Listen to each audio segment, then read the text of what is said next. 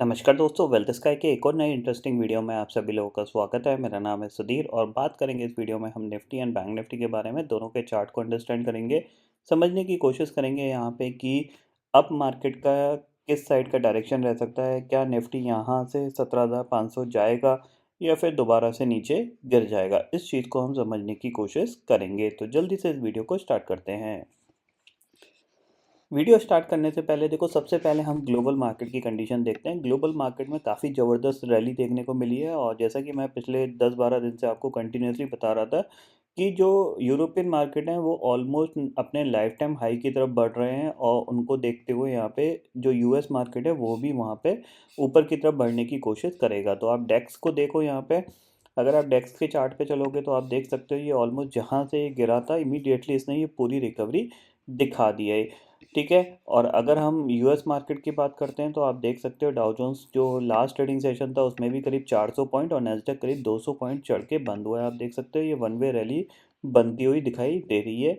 Dow Jones से ज़्यादा important Nasdaq है और नैस्डैक में आप देख सकते हो जो इसका स्विंग हाई था वो इसने क्रॉस करके एक अच्छा ब्रेकआउट यहाँ पे दिया है। अगर हम यहाँ पे चलें तो अब इसके बाद जो रेजिस्टेंस है वो 13,700 के आसपास का रेजिस्टेंस है। अगर ये रेजिस्टेंस निकलता है तो चांसेस वेरी हाई कि ये 15,000 की तरफ बढ़ सकता है। ठीक है। तो काफ़ी जगह है नैस्डैक के पास चलने के लिए, तो उसका एडवांटेज हमें कहीं ना कहीं मिल सकता है। ठीक है।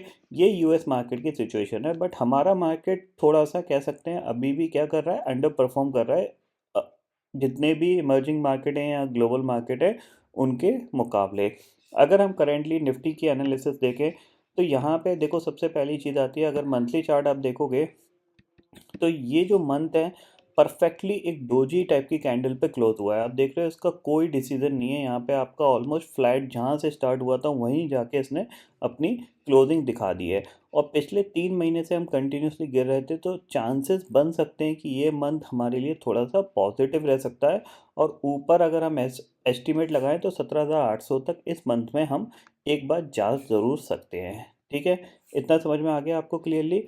वीकली चार्ट पे चलते हैं तो वीकली चार्ट पे देखें तो क्लियरली दिख रहा है हम पिछले ऑलमोस्ट 2-3 वीक से गिर रहे थे और फिर हमने ये जो क्लोजिंग करी है ये काफ़ी अच्छी क्लोजिंग आई है, क्योंकि हमने 17,200 के ऊपर निकल के इसको क्लोज दिया है।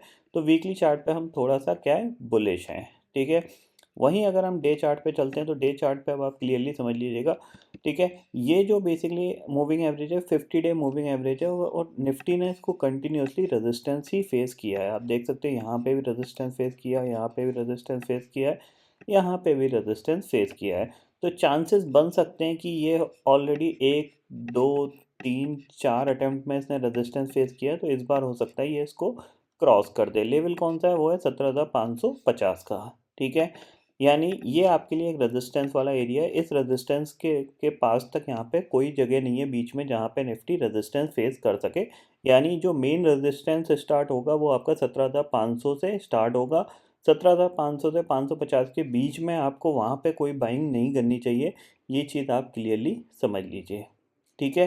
क्योंकि अगर ये रेजिस्टेंस फेस करके दोबारा से नीचे आया तो चांसेस बन सकते हैं कि ये दोबारा से 17,000 की तरफ आ सकता है। इतना आप क्लियरली समझ लीजिए। आगे आने वाले दिन हमारे मार्केट के लिए थोड़े से नेगेटिव ही रहेंगे, क्योंकि कंटिन्यूसली हमारी कंट्री में क्या है, इलेक्शंस हैं। कहीं 4 स्टेट इलेक्शंस हैं, फिर आपके 2 स्टेट, फिर आपको नेक्स्ट ईयर आपके पार्लियामेंट इलेक्शन है। तो वो सारे इलेक्शन कहीं ना कहीं मार्केट पे इफेक्ट डालेंगे। और आगे आने वाले 3 से 4 महीने, मतलब 3 से 4 नहीं, आपका अप्रैल स्टार्ट हो रहा है, 10 से 12 महीने आपके लिए काफ़ी ज़्यादा वॉलेटाइल हो सकते हैं। इतना आप क्लियरली समझ लीजिए। ठीक है। अगर हम समझें कि कल निफ्टी कहाँ तक जा सकता है तो उसके लिए देखो सिंपल सी चीज़ है। ग्लोबल मार्केट में की जो सिचुएशन देखने के बाद अगर एसजीएक्स निफ्टी की बात करते हैं तो हम अराउंड 17,470 पे एसजीएक्स निफ्टी क्लोज हुआ है। तो इसका मतलब क्या है कि हम करीब कल भी 100 से 150 पॉइंट का गैप अप दिखा सकते हैं। ठीक है। तो कल आपको क्या व्यू रखना है, देखो सिंपल सी चीज़ें है। अगर आप यहाँ पे आधे घंटे के चार्ट के हिसाब से जाते हो तो आपके पास जो रेजिस्टेंस है वो आपके पास ये रेजिस्टेंस है 17,500 से लेके 17,560 का। इस जोन के अंदर आपको कोई बाइंग नहीं करनी है। जितना हायर साइड पे खुलेगा 17,550 के आसपास, वहाँ पे आप सेलिंग अपॉर्चुनिटी ढूंढ सकते हो। इतना आपको क्लियरली समझ में आ गया। किसी भी रीज़न से मान लो अगर वो फ्लैट खुलता है या फिर गैप डाउन खुलता है तो भी आप बाय करके काम कर सकते हो, बट गैप अप के केस में आपको बाइंग नहीं करनी है। फिर आपको वेट एंड वॉच करना है, प्राइस एक्शन बनने का वेट करना है और मार्केट का जो हमारा बाइंग सेटअप है उसको यहाँ पे क्रिएट होने देना है, देन उसके बाद आप बाय कर सकते हो।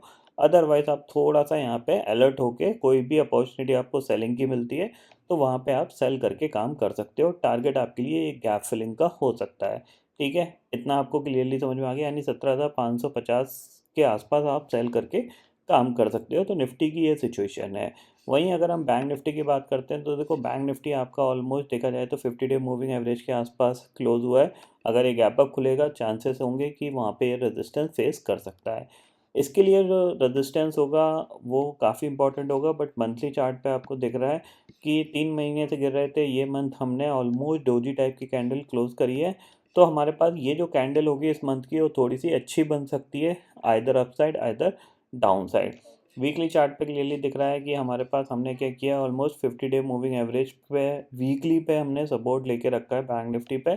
तो वीकली चार्ट पे ऐसी कोई खास पिक्चर नहीं दिख रही है हमें, बट डे चार्ट पे हमें दिख रही है कि ये हमारे पास एक पर्टिकुलर पॉइंट है जहाँ पे ये रेजिस्टेंस फेस कर सकता है। अगर गैप अप खुलता है 41,000 के ऊपर खुलता है तो वहाँ पे मैं आपको सेलिंग की ही सलाह दूंगा। बेसिकली 41,000 41,200 के बीच में ये आपके पास एक रेजिस्टेंस है।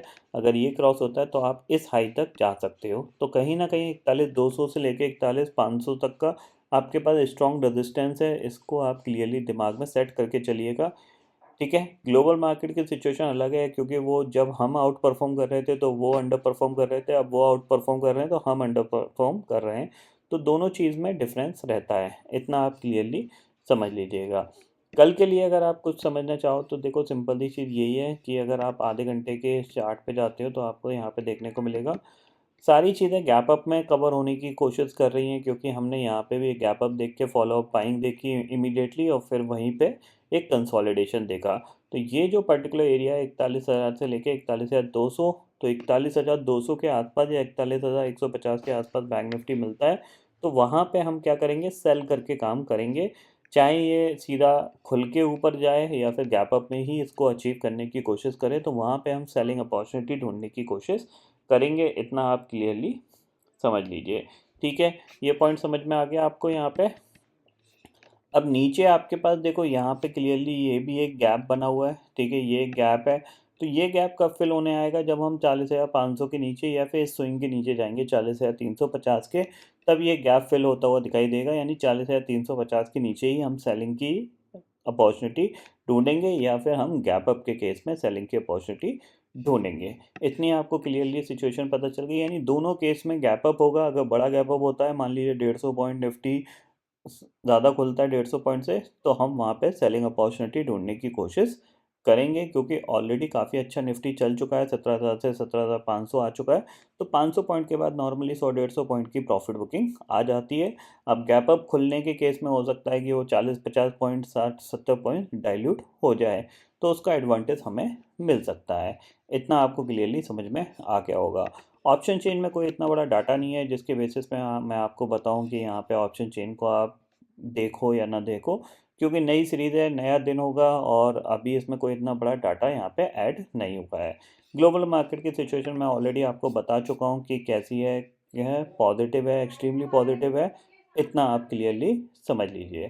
ठीक है, आई होप, ठीक है, इतना आपको समझ में हो गया।